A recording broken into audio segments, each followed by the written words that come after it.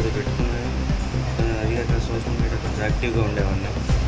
గుర్తు తెలియని వ్యక్తులు ఎవరో నా మీద దాడి చేశారు. ఒక 6 కలిసి కొట్టి బట్టలు చింపి నటుడి మీద కూర్చోబెట్టేసి వెళ్ళిపోయారు. యాక్టివ్గా ఉంటారు, రెండోసారి యాక్టివ్గా ఉంటారు, ఎవరన్నా వస్తారు మీ పార్టీలో ఎవరన్నా వస్తారా